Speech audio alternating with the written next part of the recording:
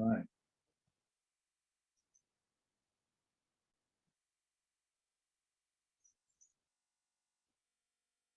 Okay, we're going to take up I added some additional problems where we're solving simultaneous equations by the addition method. Let me start my slideshow. Okay, this time we've got decimals. I think I may have worked this one in class yesterday. I don't remember. Or Tuesday. Okay. What I'm going to do is I'm going to clear the decimals here. I've got 1 digit behind, 1 digit behind, so I'm going to multiply this equation by 10. Here I've got 2 digits behind, so I'm going to multiply all 3 of these numbers by 100. When I do that, that gives me 50x plus 3x equal 14. Here, it gives me 20x minus 10x equals 28. Now I can look for a opposite pair. Well, I've got opposite signs, but I don't have opposite pair. So I would need to multiply this by 10 and that by 3 if I wanted to use those. Or I can multiply this by 2, all of them, and this by -5. That way you can choose to either eliminate the x's or the y's. It's your choice. Okay. This first equation, when you multiply everything by 2, becomes this. Your second equation becomes that. We add the 2 equations. The x's cancel each other out. So we got 56y equals -112.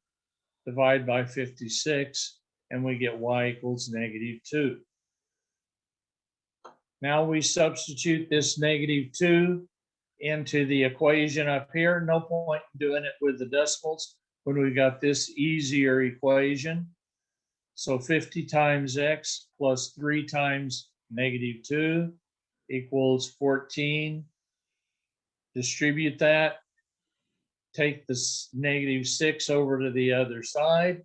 We get 50x equals 20. Divide both sides by 50, and we get 2/5 or 4/10.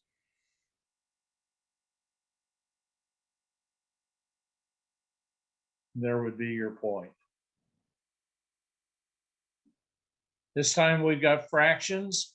First thing we're going to want to do is clear the fractions, or the denominators of each fraction. So I'm going to multiply all 3 of these terms by 3. And down here, I'm going to multiply all 3 of these terms by 2.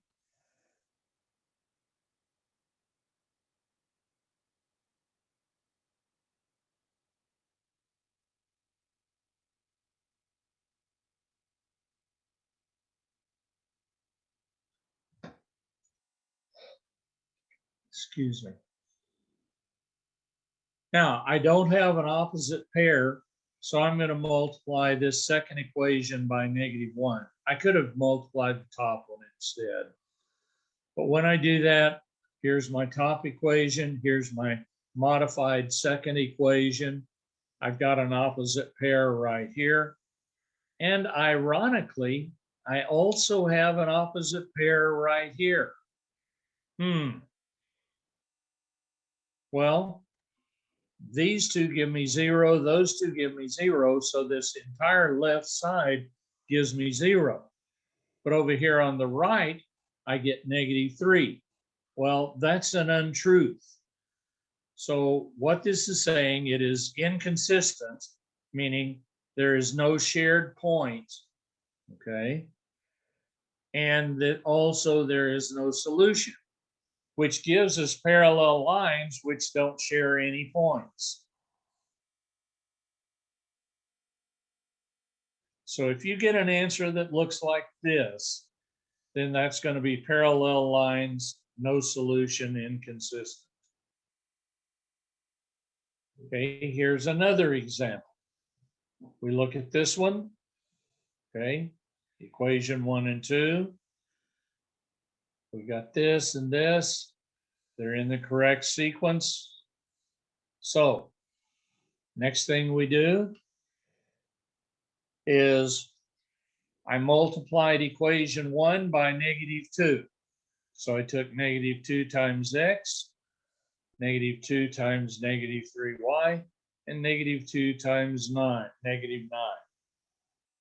I now have an opposite pair right here. Well, I've also got one over here, but that won't always happen. It's just on these problems that they're trying to show you inconsistent equations, okay? So this one is inconsistent. You get an untruth. There is no solution, and they are parallel lines. Okay, this problem, equation 1 and 2. We just brought down equation 1. Equation 2, we multiplied everything by -3. That gave us an opposite pair here and an opposite pair here. And as it turns out, these two values are opposites also, so we get 0 equals 0.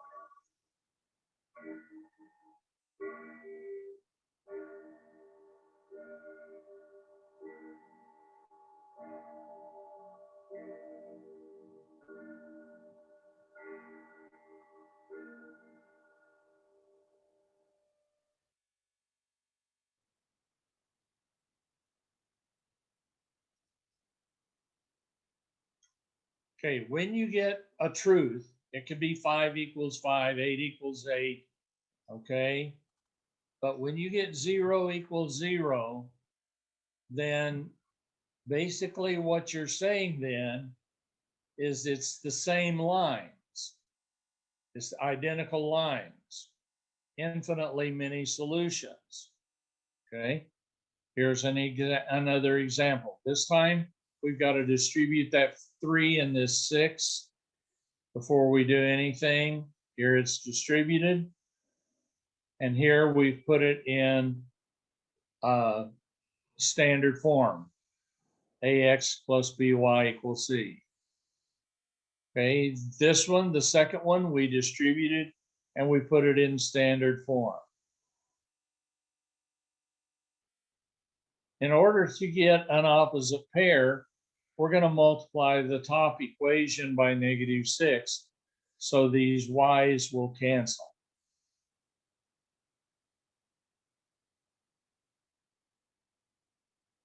Okay, so we get -18x plus -6y equals 42. The second equation remains the same. We add the equations. This negative and positive 6y cancel, leaving us -22x equals 44.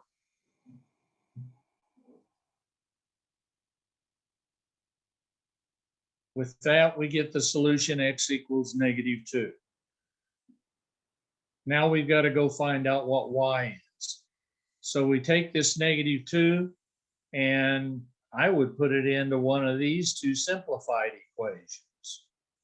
But that's up to you. Okay, what they did here was they went back to the original 3 times -2 minus 1, which is negative.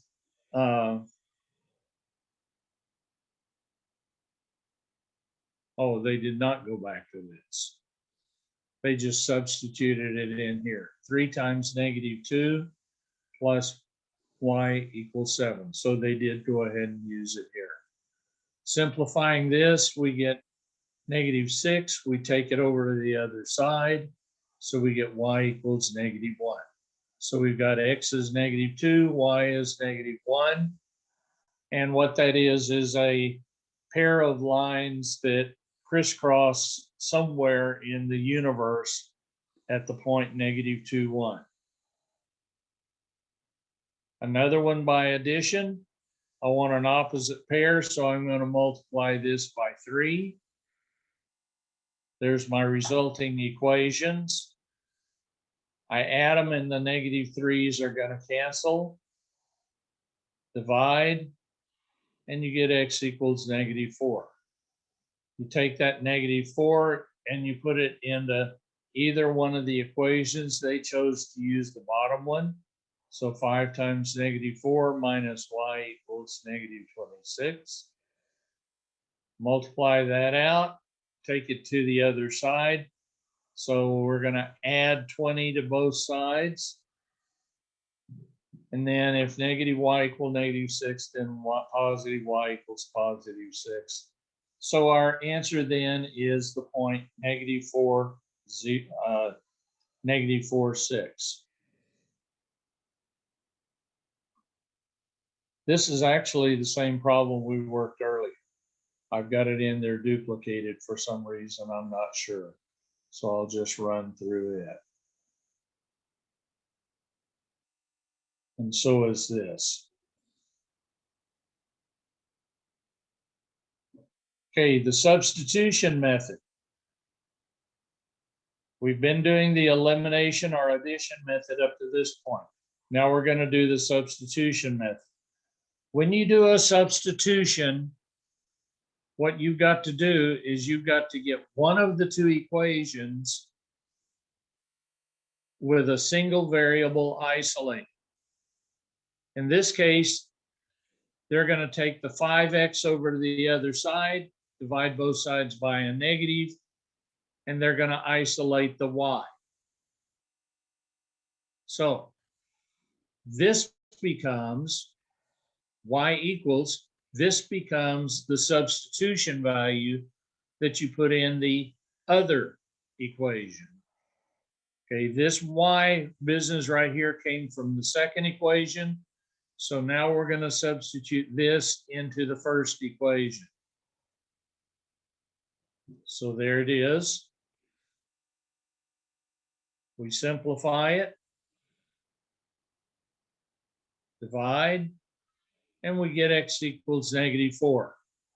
Now, after you got the first variable, it's just like what we did on the elimination method. We substitute the -4 into one of these two equations. So they chose to use the second equation, and they're actually using this format right over here. So 5 times the -4 plus 26, y equals 6. That means that these two lines will intersect at the point -4, 1, 2, 3, 4, and up 6.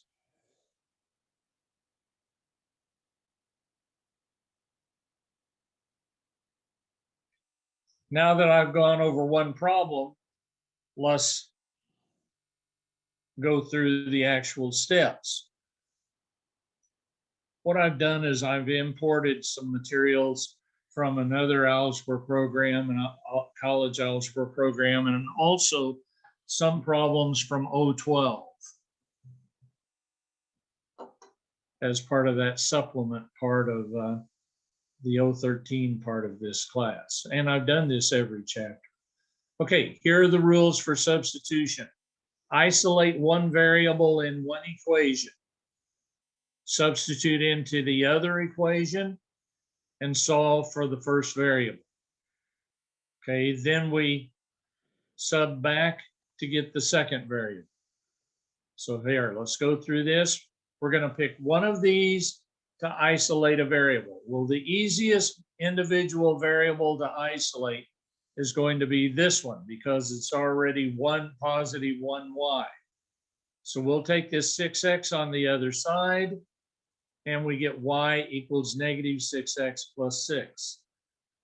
Now, this becomes the substitution value that we've got to put into the other equation.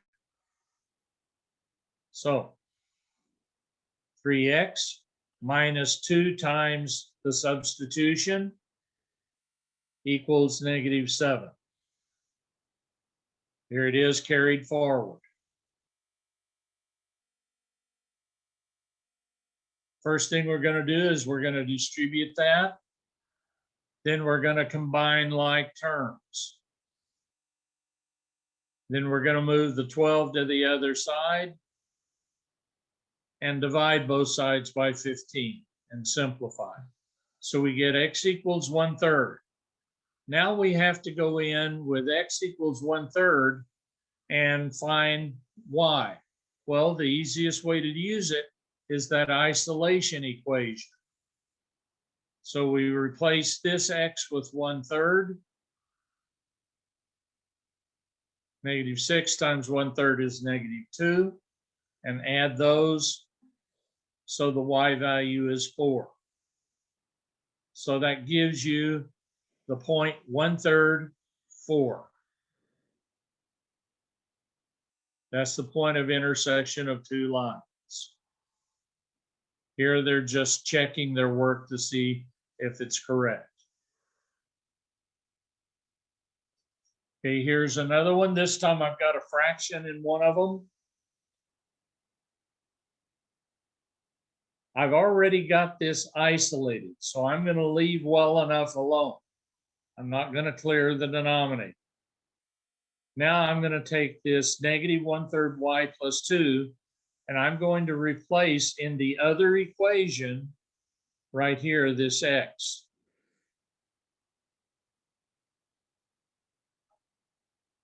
I'm going to distribute the -3.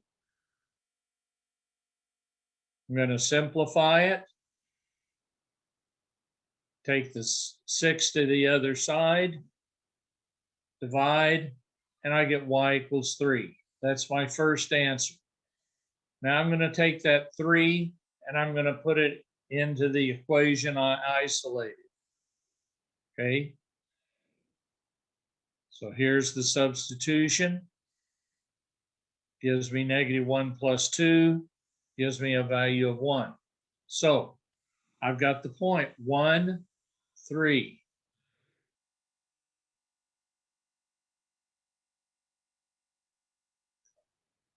And they checked it.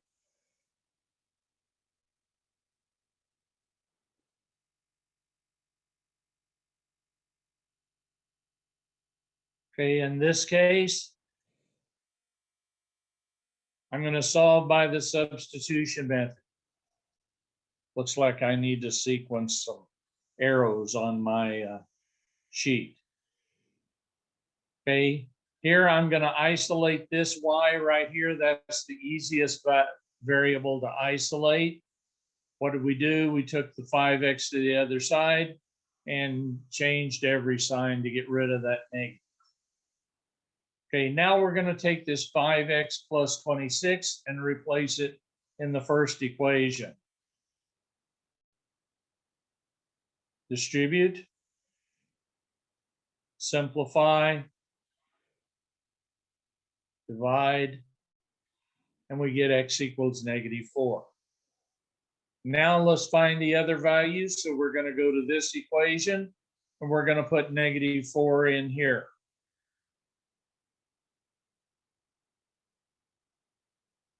So y equals 6. That gives us the point -4, 6.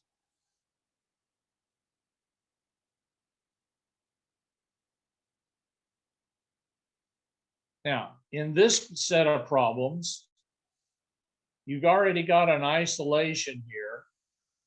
We substitute this isolation for that y. We simplify it, and ultimately we get 30 equals 30. What did we say in addition when we got a truth? Well, that means that they are dependent lines, that they are the same identical lines, okay? And that there are infinite many answers. So you can write your answer as the set of x and 2x minus 6 values where x is any real number will work, okay, is your answer in set notation. But on this problem, I would expect you to tell me they are the same lines as well as being dependent. Okay, what about these two? I've already got an isolation, so I'm going to substitute it, simplify it, and I get x equals 1/2. I substitute in the 1/2 into this equation. So I get 5/2 minus 7/4. I've got to do the common denominator game, make this 10/4. Okay, make that 10/4 minus 7/4 is 3/4. So in this case, these are intersecting lines that intersect at the point 1/2, 3/4.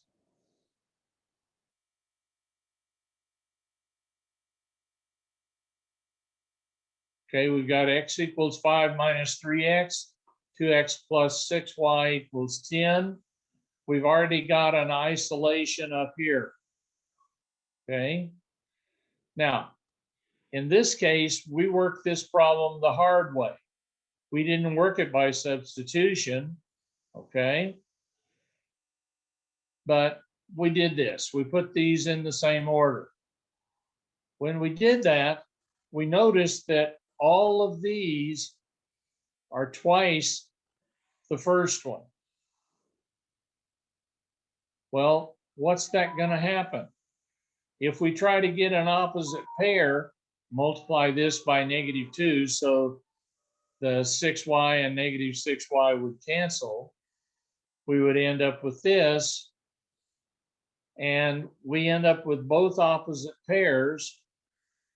These two kill each other off, so we get a truth. So once again, they are the same lines. They are consistent because they do have intersections, but they are dependent because they are the same line.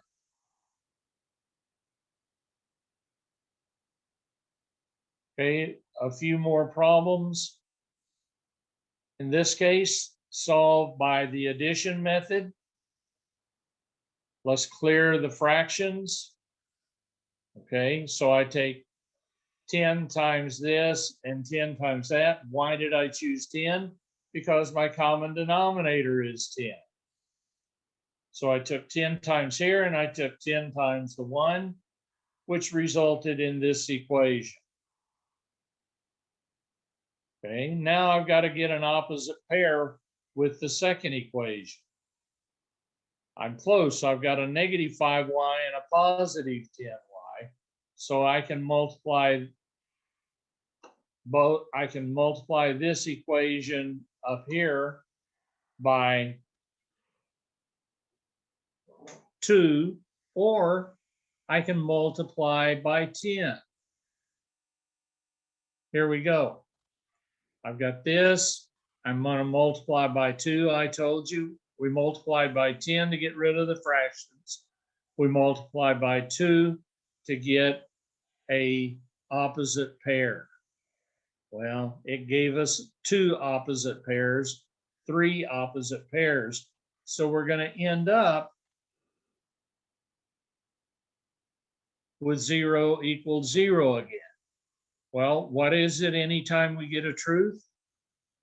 It's dependent lines, same lines, identical lines. Okay, how would you write up the solution for these identical lines?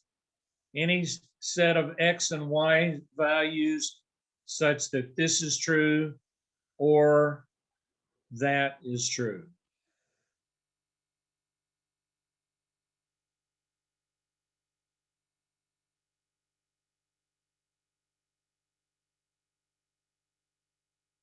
Now we're going to start in applications. We're only going to do one problem this morning, and then systems of equations. We're going to be dealing with some word problems. Then we're going to be going, if we get that far, into 3 unknowns and 3 variables, and then possibly some inequalities, but I don't think we'll get that far today. So with that, let's go to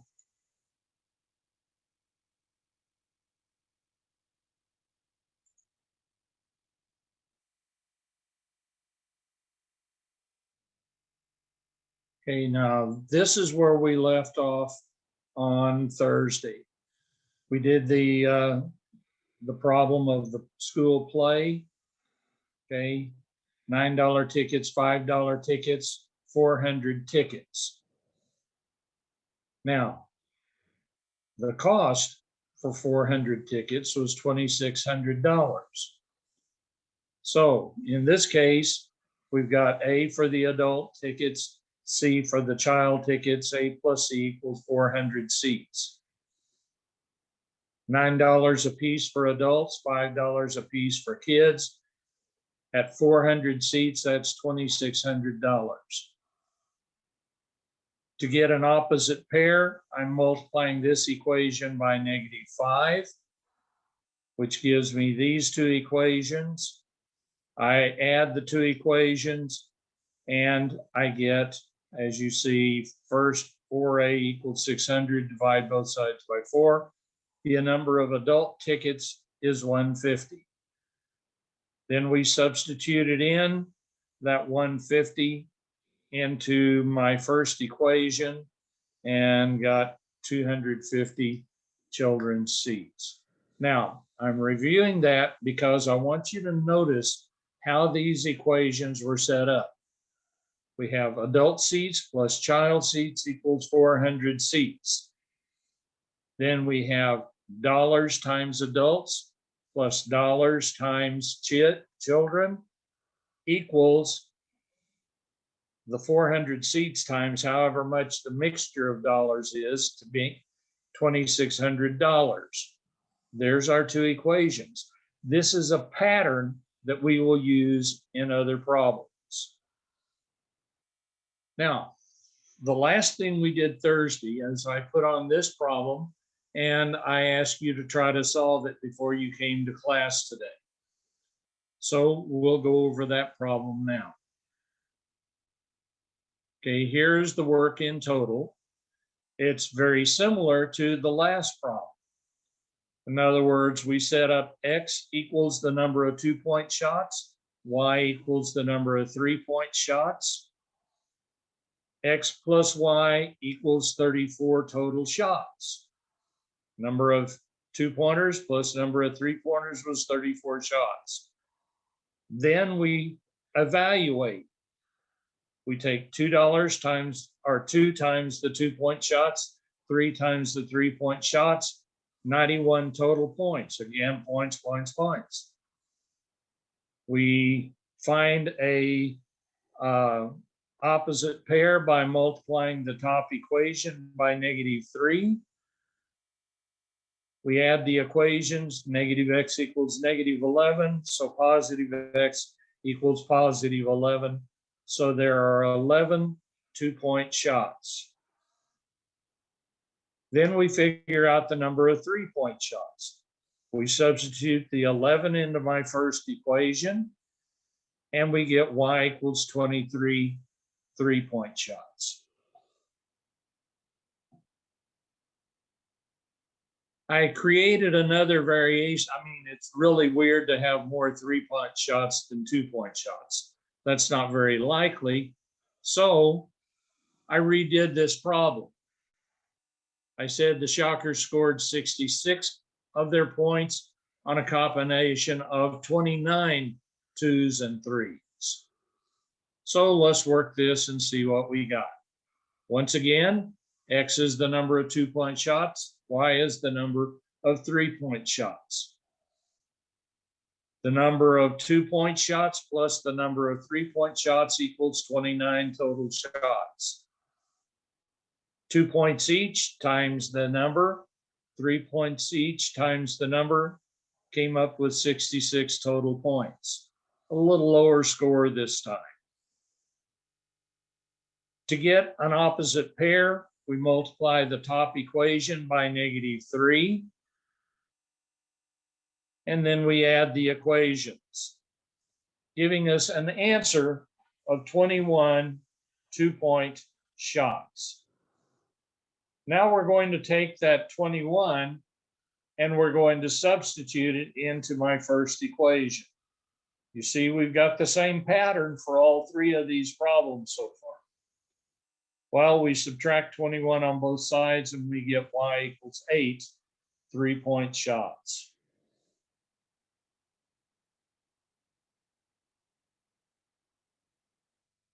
A little bit different problem this time. This time we're using with the I equal PRT problem, or A equals I plus I PRT. And in this case, David borrowed $10,000 to pay for his year of graduate school. He borrowed part of the money with a Perkins loan through the school that was 5%, simple interest. Remember, that's just I equal PRT. And the remainder of the money from his aunt at 1.4, again, simple interest. At the end of the year, he paid a total of $428 in interest. In other words, the interest on this $10,000 for the 5% money plus the interest on the $10,000 of the 1.4% money added up to $428. Now, how much did he borrow from each source? We'll let X equal the amount of the Perkins loan. I would have used a capital P. Y equals the amount of the aunt. I would have used an A. I like to make my variables somewhat stand for what we're talking about. It seems to make the problem make more sense to me. That's just a little problem-solving technique. Okay, here's your basic formula. Interest equals principal, 10,000, times rate times time. Our year is going to be 1. So it's really a non-factor in this problem. The interest, okay, the amount he borrowed at the 5% plus the amount he borrowed at the 10%, at the 1.4% was $10,000 he borrowed. Okay, there's our first equation. Doesn't this look like the previous 3 problems? Okay, now we're going to take the specifics. 5% times the amount of Perkins, 0.14% times the amount of aunt equals 428 total interest. Okay, because they tell you that. In other words, this is the I for both of these added together. So we're going to bring those 2 formulas over to the next page. Okay, this is the rate times the principal of the Perkins, rate times the principal of the aunt, and that equals the interest, because 1 is in each of these. Now, if it were for 2 years, then we would also have to have a times 2 on each of these. To get a, we're going to do this one by the substitution method. So we're going to isolate this X, take the Y on the other side. Now this is going to be our substitution value that we're going to put where this X is. So this equation now becomes 0.05 times my substitution value plus 0.014 times Y equals the 428. We could have also done this one by the addition elimination method, which might or might not have been easier.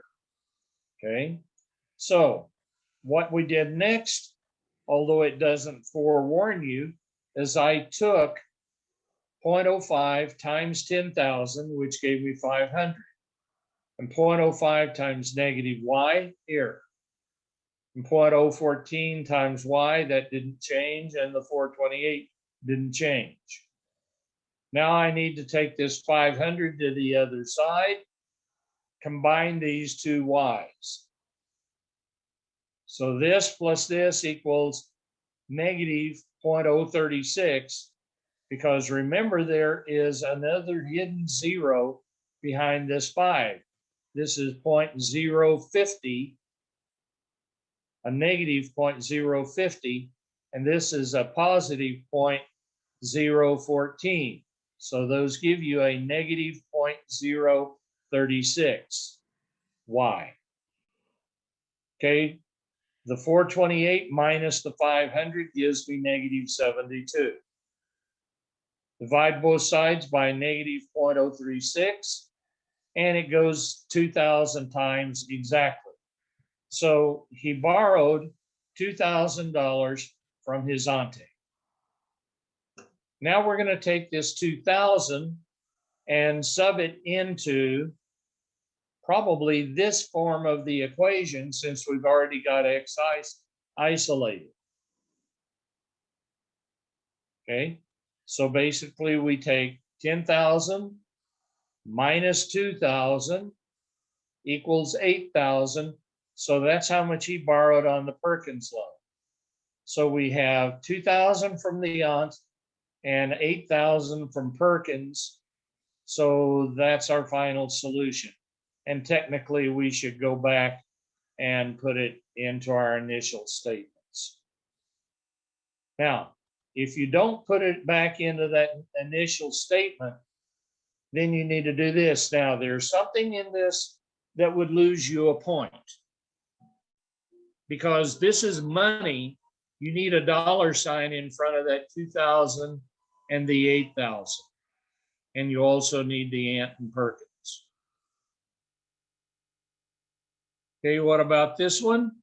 This one's an acid solution. Now, we've worked problems similar to this before, only we did it as a single variable. Now we're dealing with it as two variables. We got some 20% solution, and we got some 35% solution, and we want to end up with a 30% solution, which is between these two, and 15 ounces of it. So we're going to let X be the 20%, Y be the 35. Looks kind of like what we've been doing before, doesn't it? The ounces of 20 plus the ounces of 30 equals ounces of 15.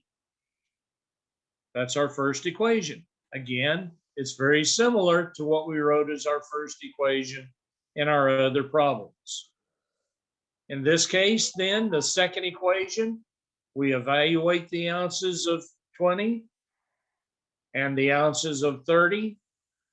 And here, we've got to have our 30% solution times the 15 ounces. Back on the previous problem, they told it was 428, and that was already the portion amount. But since they haven't given you that, then you have to multiply this. So we add the two equations. Well, first, we find an opposite pair. So we multiply everything in the first equation by negative 20. So we get this, the 15 times 20 here, 15 times the negative 20, we're multiplying everything, is negative 300. Okay, so here we get our second equation, and 15 times 30 is 450.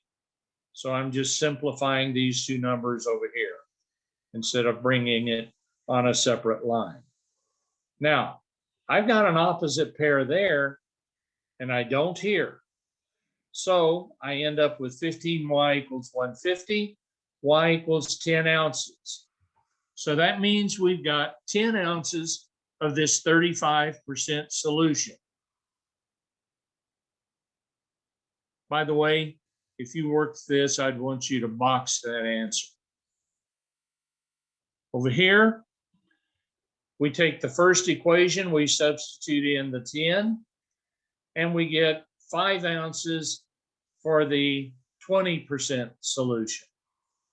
So what that means then is if we mix 5 ounces of this 20 and 10 ounces of the 35, we'll end up with 15 ounces of 30% solution mixture.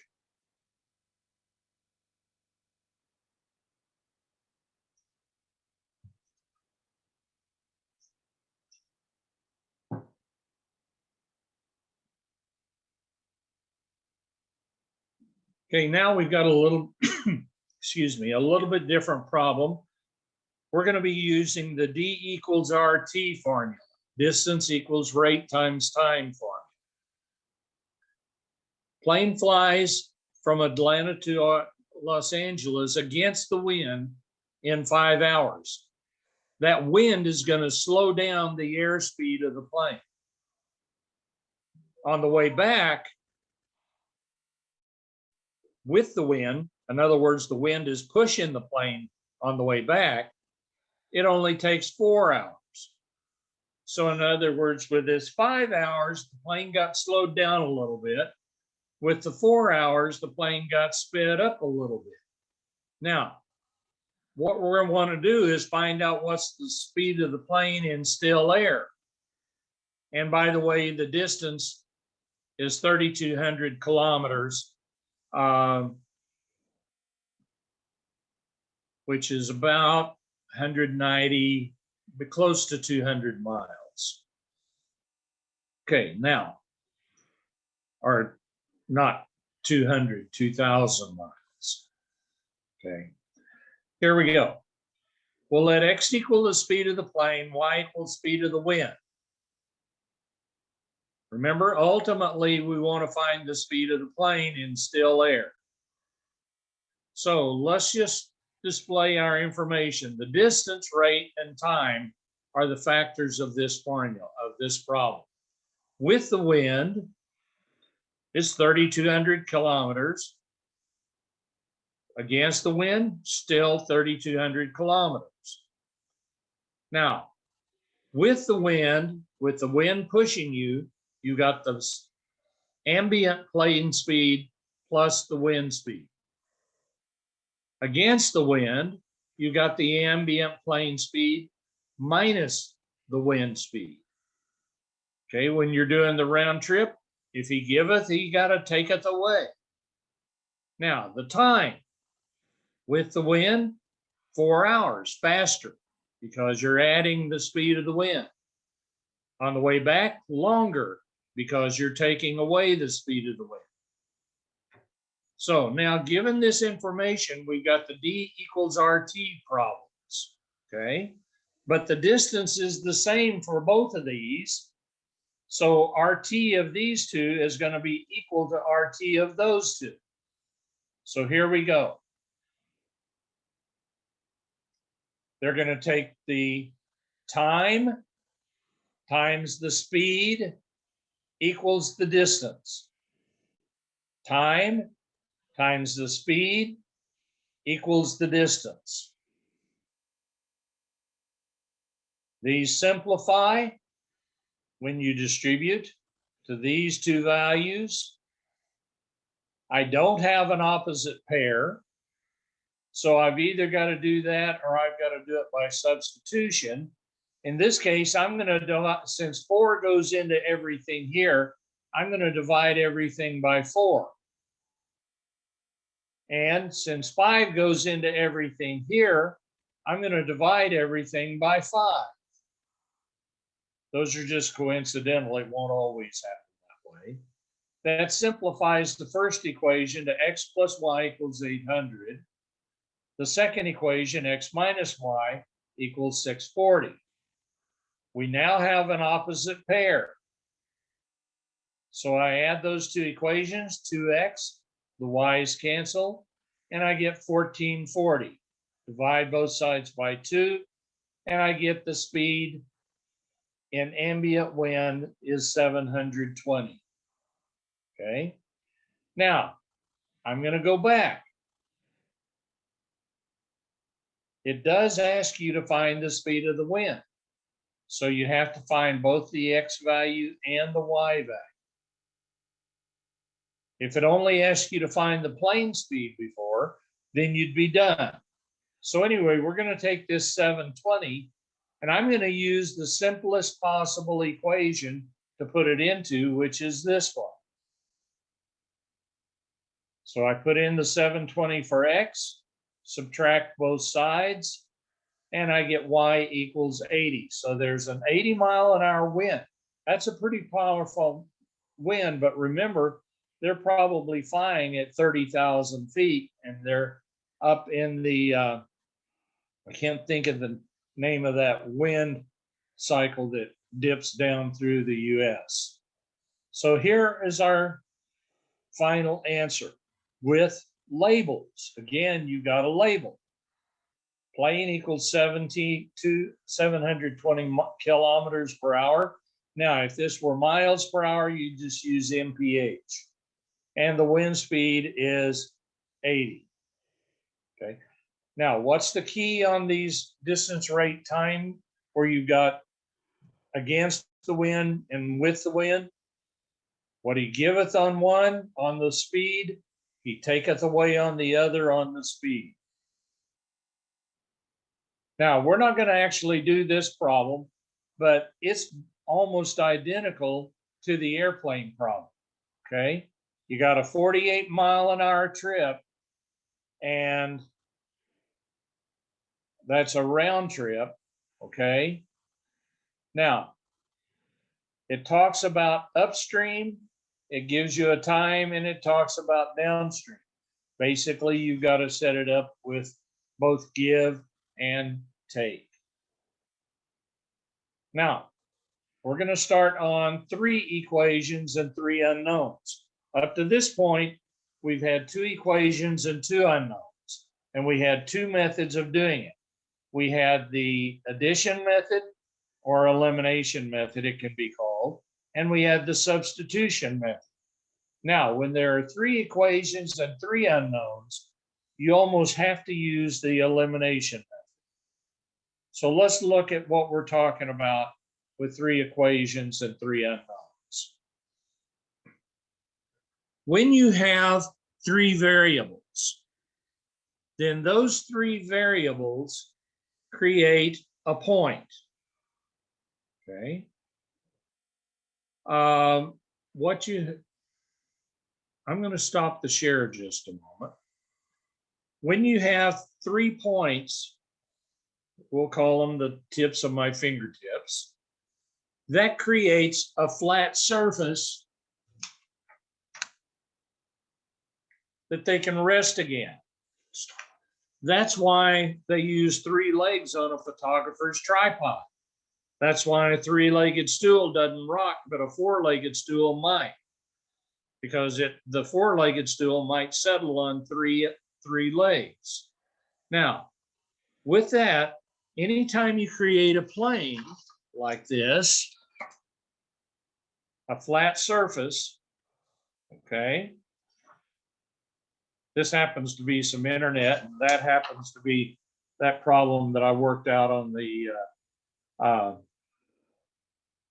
I'm not sure which one this one is. Oh, this was my second Wichita problem, but you got a flat surface. Now, planes can intersect at right angles. When that's the case, they intersect in a whole line that goes up and down, okay? They can intersect like this, creating a line this way. Or they can cross through each other. Planes can be parallel and never intersect, okay? Or you can have 3 planes that will intersect. Now I'm going to go back to my sharing, and we'll try to illustrate these possibilities. Now, I've got one sheet of paper leaning up this way. I've got this one vertical right here going that way. And then I've got one that's laying flat. And in this case, all 3 of these planes only intersect in one unique point. Okay? Now, to use our words from before, this is continuous because they share a common point. Here's another possibility that I alluded to a moment ago. I've got a sheet of paper this way. I've got one this way, or maybe cardboard, whatever, so it'd be stiffer, and another one this way. Now, if you look at these, although this plane number 1 and plane number 2 intersect in a line right here, plane number 1 and plane number 3 intersect in a line right there, and plane number 3 and number 2 intersect in a line there, there is nowhere that all three of these intersect at the same time. So in that case, there's no solution. Here's another case of no solution. So there are two possibilities of no solution here. Now, in this case, these three planes are just perfectly parallel, so they never intersect. So there's two different ways they can never intersect. Here, you get one intersection. Now, I tried to illustrate this where the planes were passing through each other. I used to have some plexiglass model that I cut slots in so I could show this a little easier, but they've gotten lost after I retired from public school. But in this case, it's infinitely many solutions because they all intersect in one line, and it's infinitely many pairs of points in that line. And then final possibility, the fifth possibility, is that it is all three planes are exactly the same plane, just like we had lines that were the same line before, where one line was just basically a multiple of the equation of the other line.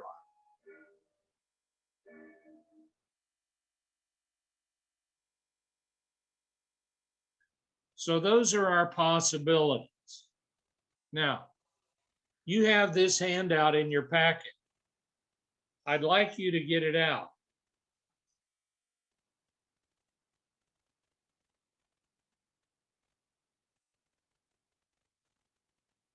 I think it'll be real useful to you when you're working the problems on ALEX.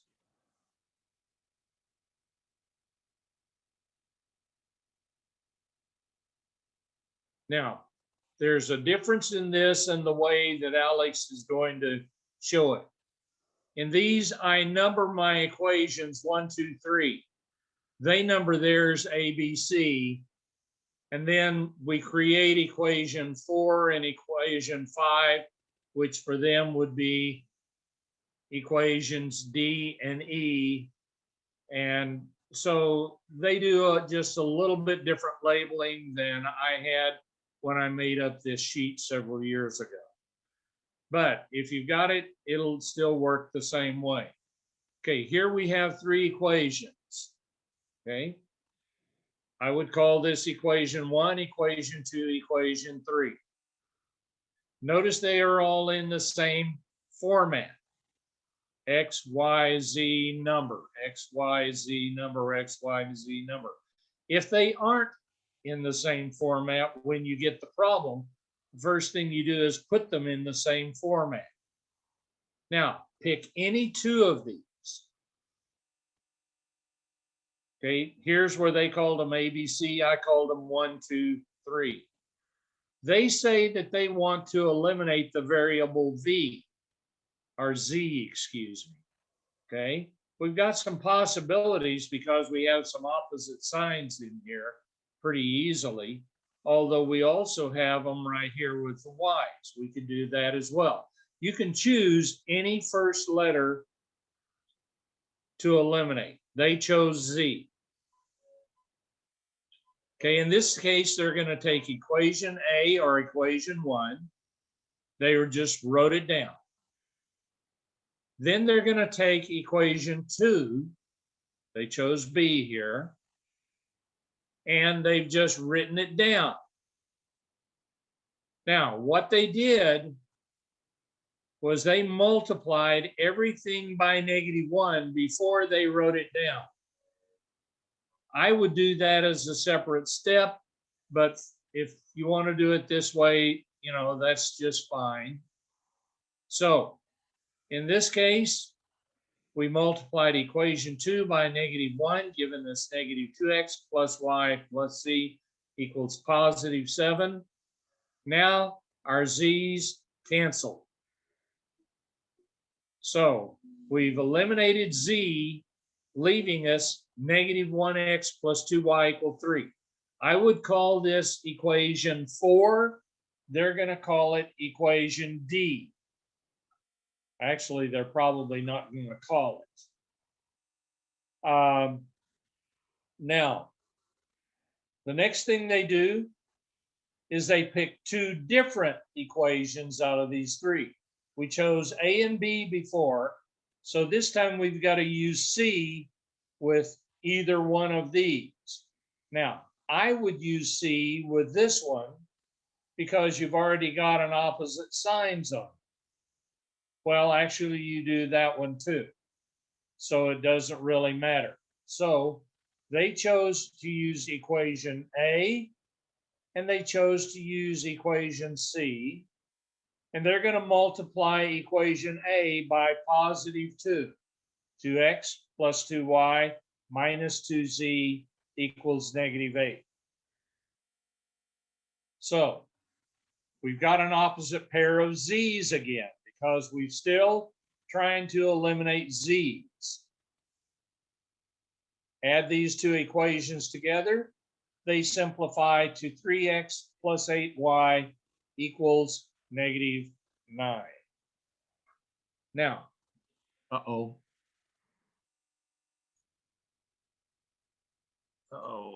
hope I didn't. Nope.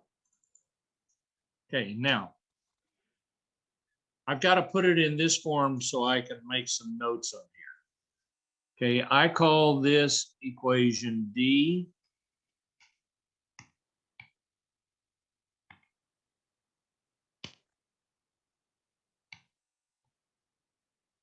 And I call this equation E, or in my example, it would be equation 4 and equation 5.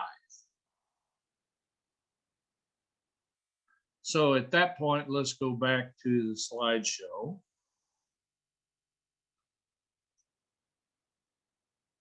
Later on, I'll come in and I'll sequence those so they'll show up right. Okay, here we go. So now I'm going to take equation 4 and equation 5, or in this case, equation D and equation E. And with those, I'm going to eliminate a second variable. Now, I only need two equations because I've got two variables. So I've got these two equations. I'm going to multiply the top one by 3 in order to get an opposite pair, which gives me 3x plus 6y, 3x plus 8y. This one is still D times 3. And this one is still E, which we're just bringing it down. Okay, and now our 3x's eliminate, gives us 14y. Those are opposites, that gives us 0. Divide both sides by 14, we get y equals 0. So now we've got our first answer. This is our first answer, okay?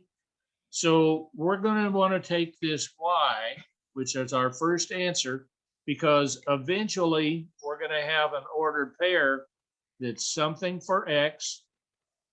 In this case, we'll have the y is 0, and then we'll have something for z. Now what we're going to do is we're going to start back substituting in, starting with these equations. We're going to take equation D. Okay. And we're going to substitute the y into this equation D that we made, or equation 4 according to my notes. Well, the 0 wipes out the 2, so negative x equals 3, x equals negative 3. So that becomes our second value.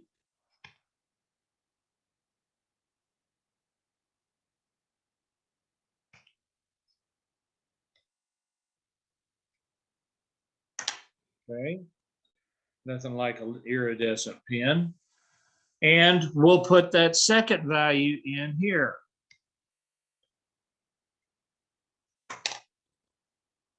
Now,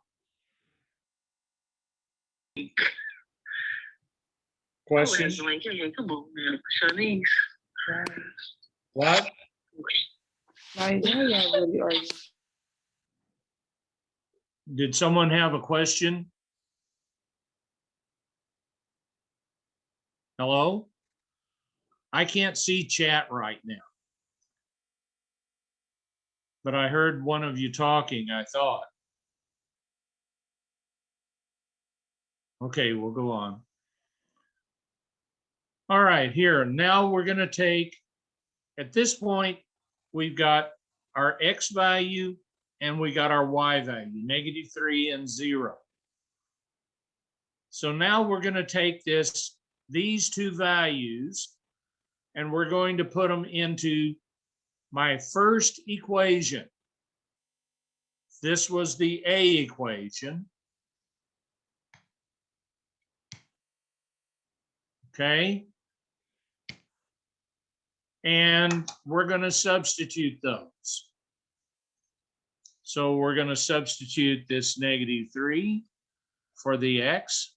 We're going to substitute the 0 for the Y, which just leaves us the -z minus 4. So we add 3 to both sides.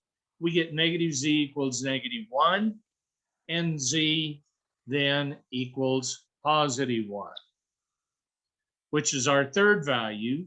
So here are our 3 values now, and there is our solution.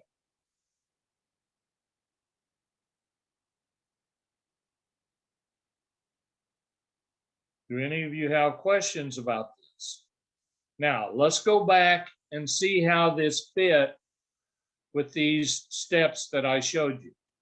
First, we number or letter the equations. We decide what variable we want to start with. Okay? They chose equations A and B. They had to multiply B by -1 to get an opposite pair. So they added these two equations, eliminating the z in those two and giving us this one. Now they took two different equations. They chose A and C. You got to use C because you didn't use it the first time. Now, A or B, which one you use doesn't really matter. Use the one that the numbers are easiest. So we multiplied 2 times equation A, added them. We eliminated the z's and got equation E. Now we're going to take equation D and E. We've got to do a little bit of multiply by 3 so we get an opposite pair. And we combine those. Okay, so here we multiplied by 3. We got our opposite pair of 3's, and we got our first answer. So we got to find equations D and E and add them to get our first answer, which also eliminates one variable. Okay, after you've done this, everything is a back substitution problem. So we take our first answer, the y's, we put it either into D or E, it does not matter which one, and you solve for X in this case. Okay, now we've got 2 values. So we're going to take this X and Y. We go back to either A, B, or C equation, and it doesn't matter which one, A, B, or C, whichever one's the easiest numbers, and put them in and solve for the third variable. So the number you eliminate first, the variable you eliminate first, will be the variable you solve for last. And then you get the 3 values and you put them in an ordered pair, a 3-dimensional ordered pair. Okay. Let's go through another one. This time we got fractions. 2 times 3 is 6. 6 is the common denominator. So they're multiplying this equation A by 6, giving us this. Equation B is okay, it doesn't have fractions. C doesn't have fractions. But what they did do on C, you notice here we go X, Y, Z number. X, Y, Z number. X, Z, Y. So we've got to take this Y over to the other side and put it in X, Y, Z number format. So we got the 6X, we take the 3Y over, we got the Z, and when we subtract this 3Y, it leaves 0. So here are our modified A, B, and C equations. We'll use them pretty much from here on out. Well, maybe.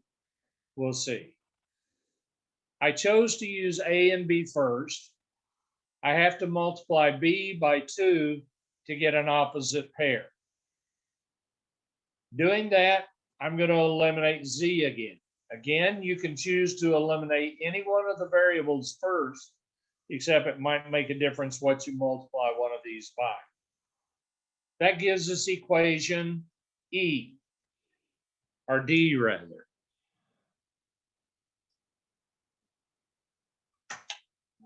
Now, we take equations B and C. Again, the difference is we got to use C. We can use either one of the other two. We really didn't have to do anything on these to get the Z's to be an opposite pair and eliminate. So that gives us equation E. Now we're going to take equation D and E, and we're going to combine them. Well, we've got to modify them a little bit. We took this one times 2. We took this one times 5. So this is still D and E. This one is 2 times D. This one is 5 times E. That was a mess. I'll have to redo that later. And you get your first solution. Okay. Now, we write it down. This time we got X first instead of Y first because our opposite pair worked out to eliminate the Y's. So we put in the X in the value down here. Then we take that and substitute it into one of these two equations. So we chose the first equation. X is replaced by 1. Here you get negative 5y. You've subtracted 8 on both sides. And y equals 4. So here's your second value.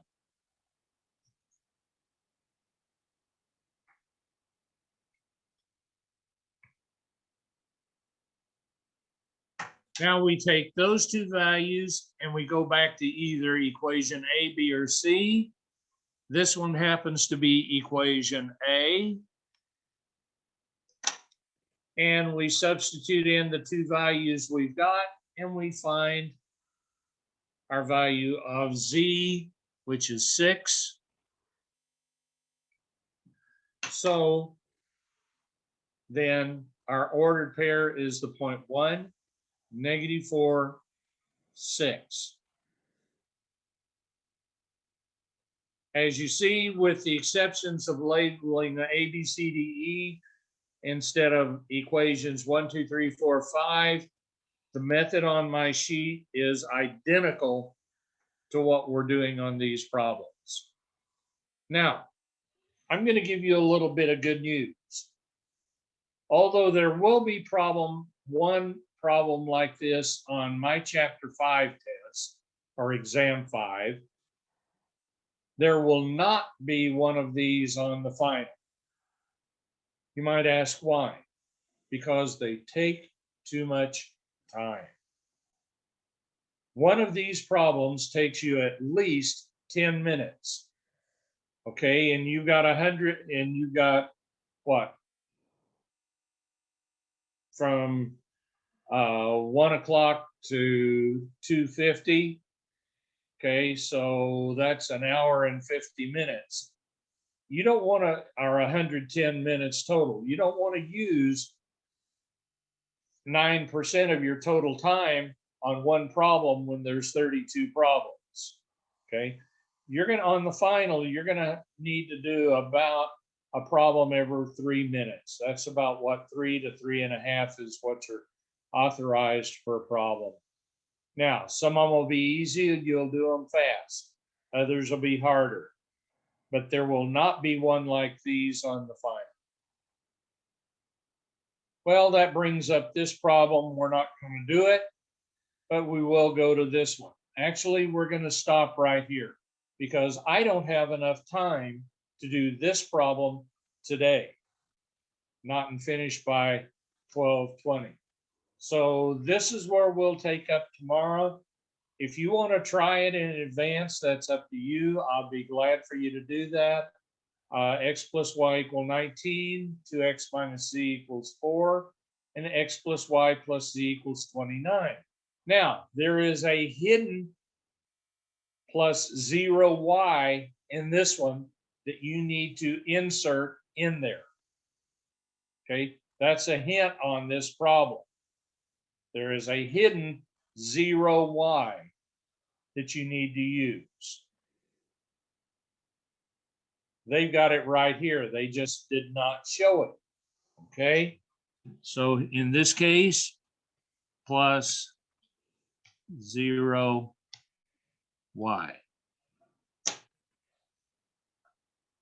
Okay, now 0y plus y is y, 2x is 3x. Well, you've already got an opposite pair of z's. So they've chosen to eliminate z again. Oh, by the way, you've got a plus 0z in this one.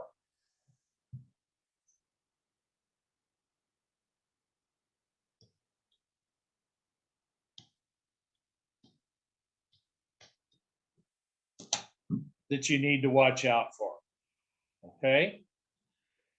Well, if you want to try that one ahead, you can. Otherwise, we'll finish it up on tomorrow. So with that, I would say have a great afternoon.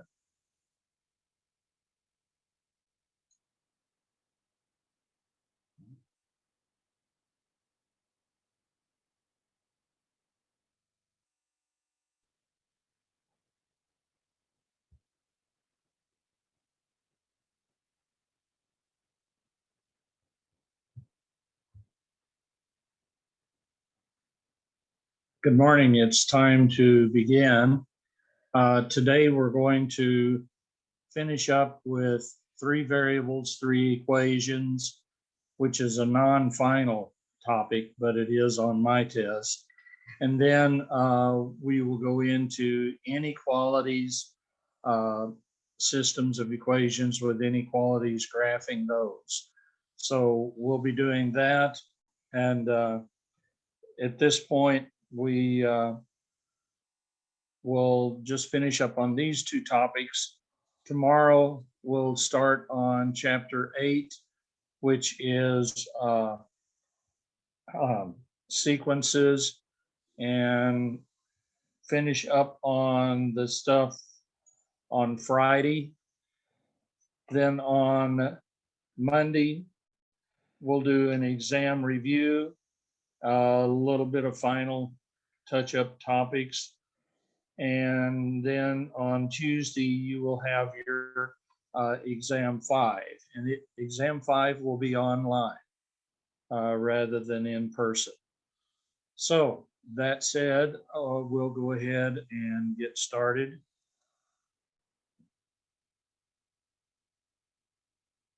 Okay, this is where we left off yesterday. And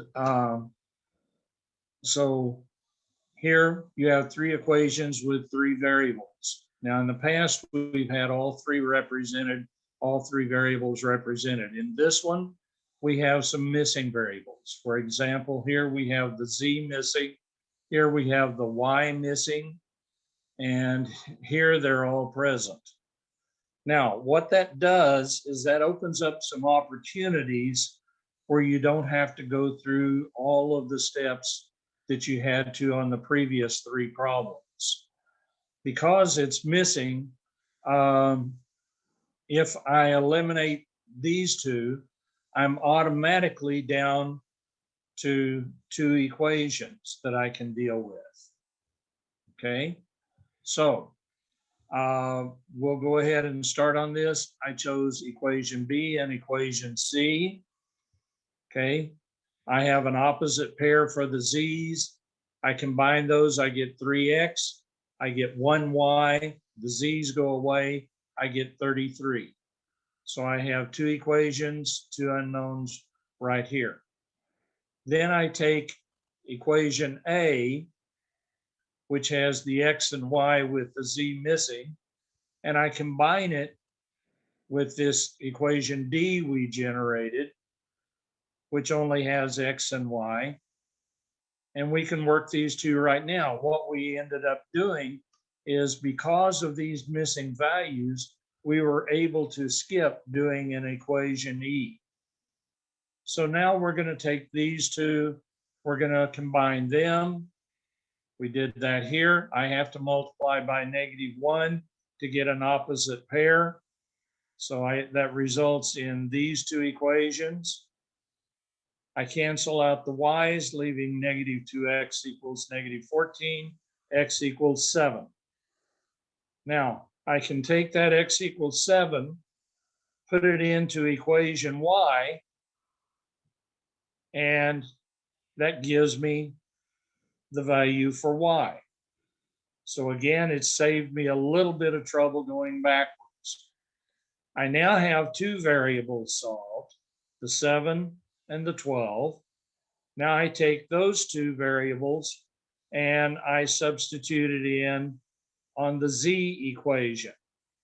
Okay, in this case, I chose equation B from the previous page, which has x's and z's in it. So I replace the 7 here, got 14, and z is equal to 10. So my solution, 7, 12, 10, the point.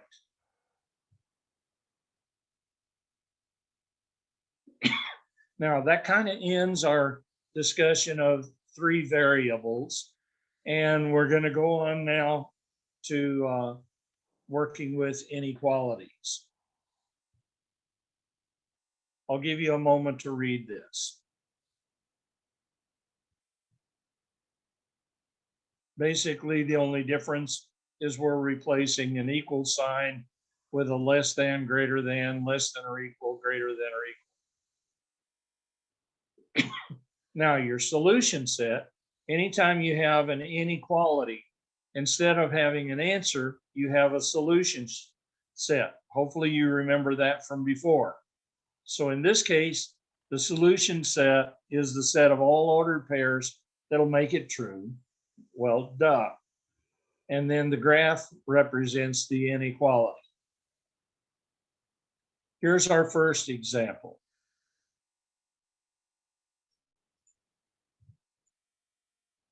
Okay.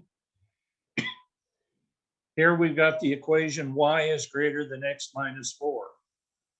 Now, since this is in y equals mx plus b format, notice if y is greater than whatever the equation is, that's going to indicate that areas above the graph of the related line are also included. In other words, anything up here, any point you picked out here would produce a true value for this equation. For example, if you pick the point -2, +4, substituted it in here, the +4 there, the -2 there, and you would see that you would get the correct answer. Now, so let's go ahead and work this problem. We use a dashed line because it's a greater than symbol or less than symbol. We use a solid line if there's an or equal on it. Now, once again, first you just graph the line normally. changing that to an equal sign and solving the equation. Now, to do this, if that were an equal, okay, our y-intercept is -4 down here. Our slope is 1/1. So here we would go up 1/1, up 1/1, up 1/1, up 1/1. So there's our line. We use dashed because it's not an or equal. Because this is greater, this means, although it will not include the line, any xy value that's up here that's greater than the ones on the line or higher than the ones on the line will also be true and produce a truth.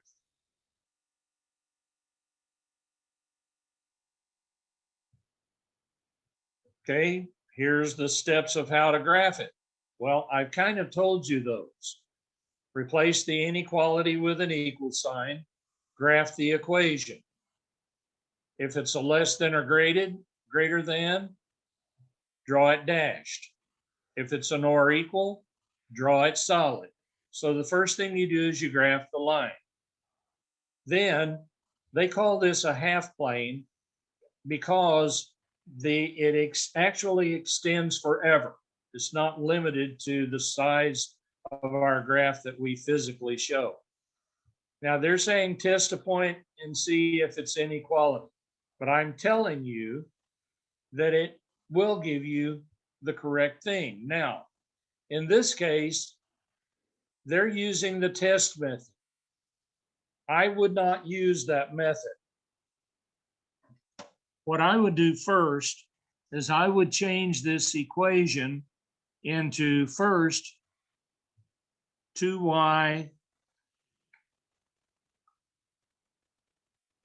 is less than or equal to -4x plus 8. In other words, I took the 4x over to the other side. Then I would divide everything by 2, less than or equal to -2x plus 4. Then I would use this to graph the line. So my y-intercept is +4 up here. And then I'm going to go down 2 over 1, down 2 over 1, down 2 over 1, down 2 over 1, down 2 over 1. Okay, negative slope, downward left to right. Because this is an or equal, I draw a solid line. Now then, after I've done that, after I've drawn my solid line, I look at this symbol when it's in y-intercept form, okay? It's everything smaller than or equal. All y values that are smaller than the ones on the line. So in other words, for this point right here, all of these are smaller than that 0.4 for y value. Right here, we got a y value of 1. Everything that's smaller or less than 1 is a y value that it can be. Same way here, we've got a -1 for the y value. All y values below -1, and so on and so on and so on. Now you say, well, what about this stuff? Remember, this line keeps going forever out to the left, so that's why all of this is included also. Now, this is the test method right here, okay? They chose the point 0, 0 to test. X is 0, y is 0. They used the original equation. 4 times 0 is 0, 2 times 0 is 0. Is 0 less than or equal to 8? Well, yes, it is. So that means this origin right here, Okay.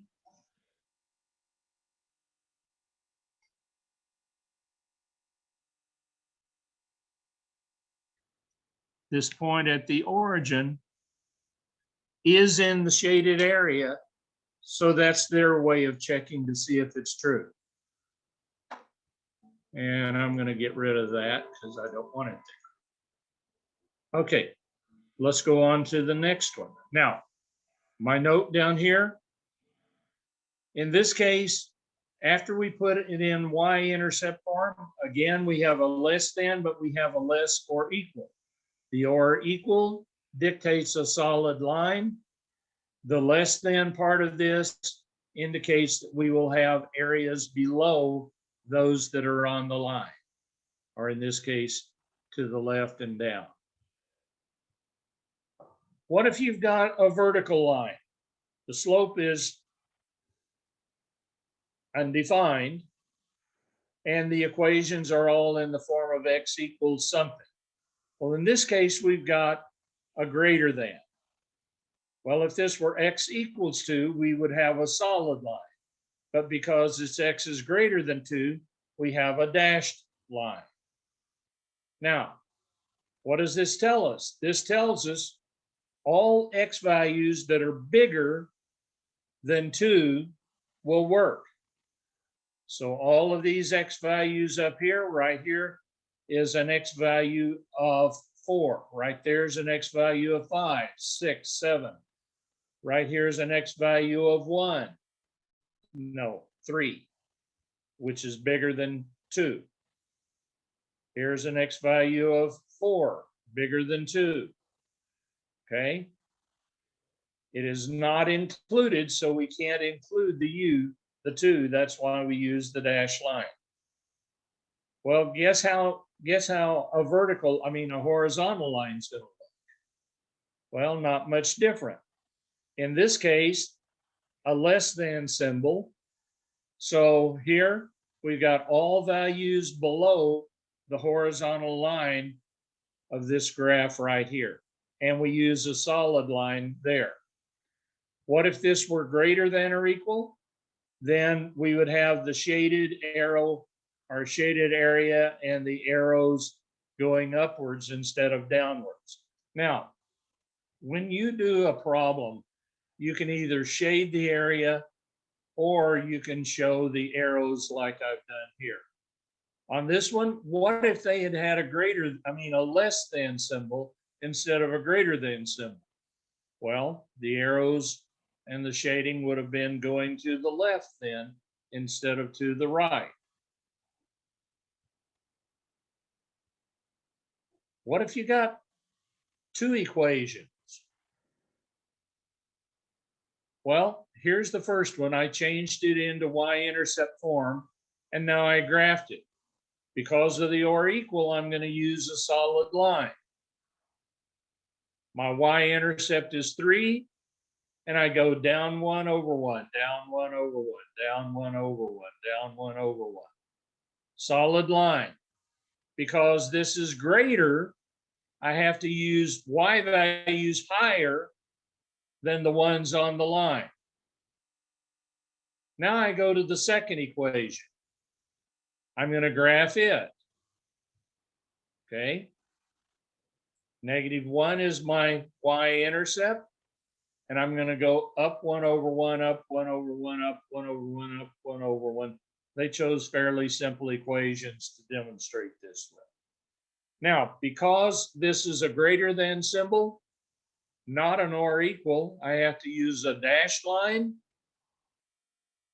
because I have a positive slope. I'm going left to right uphill.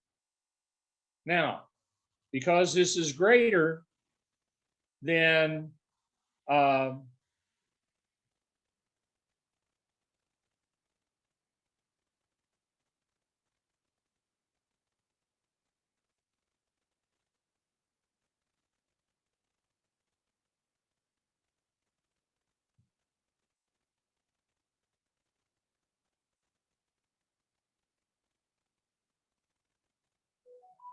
this graph by the factory is wrong. This thing's wrong. Because greater, it should be the area shaded up here. Okay. Huh. Never noticed that before.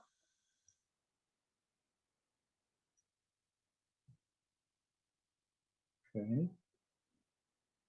Well, interesting.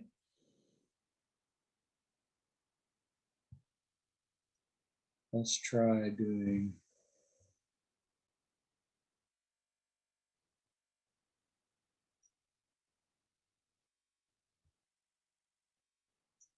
Nope, that won't do it.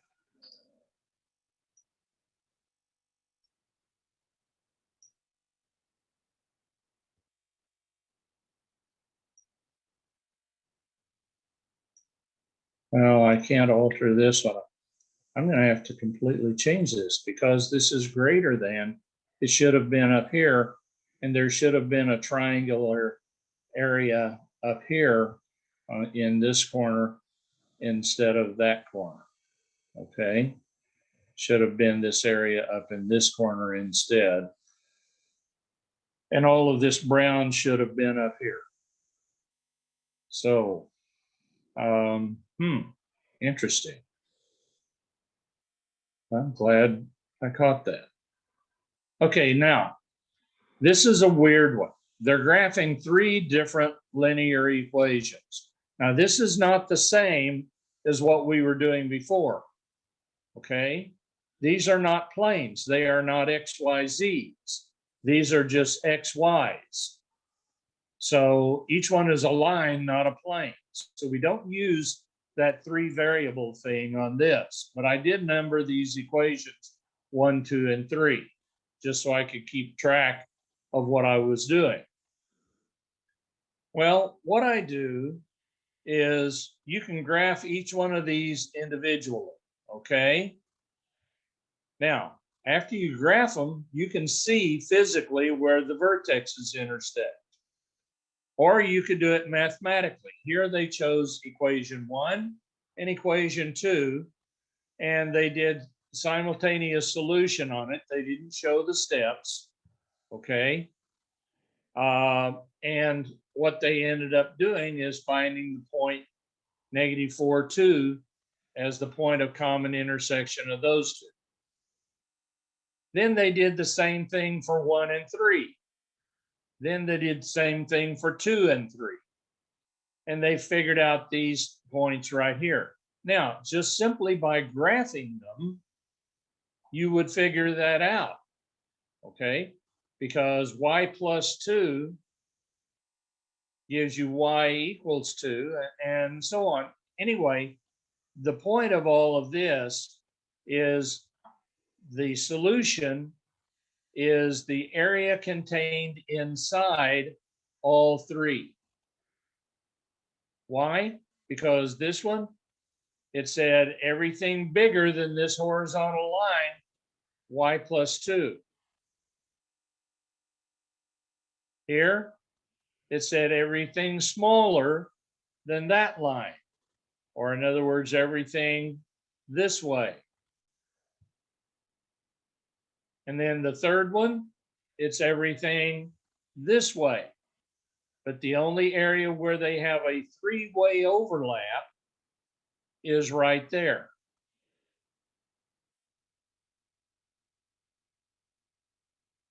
Let's see if I can demonstrate that any better for you.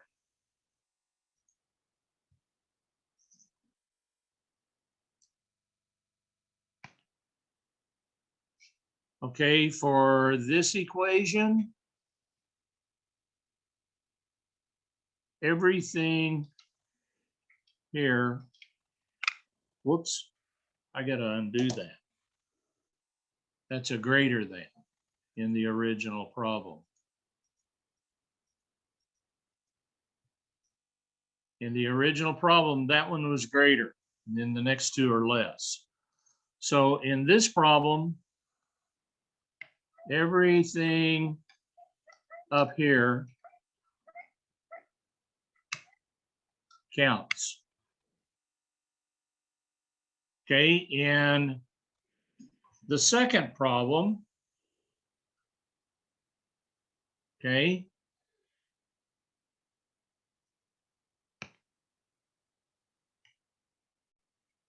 This becomes y is less than or equal to, that's a positive y, x. Okay. There's that y equals x 45-degree line and everything below. Okay. Right here it is. Okay. And then this one is y equals negative x. Oh, wait, this one I left off the +2 on that one. So here, less than. So here are those three equations. In this case, here is the y equals negative x. And it says that it's everything less than. So that would be everything here, including the line.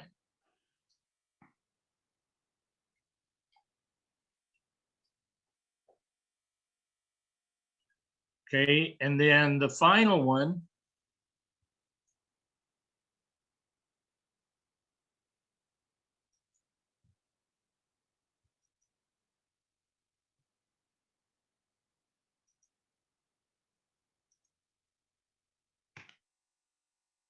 okay, the final one is this is y equals x plus 2, so that moves up the y-intercept to 2 and over 1 up 1, and that would be everything. I got to use something besides blue because blue and green makes yellow.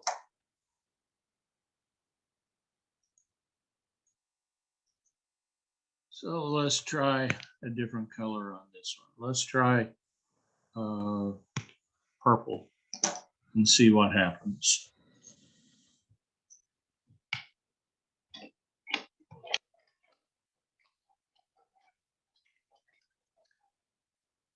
In other words, everything down like this. Now, what part of it is contained in all three of them? Well, you can't really tell on this, but it's bounded by that bottom line right there. Okay, so that's why it's this area just here in the middle.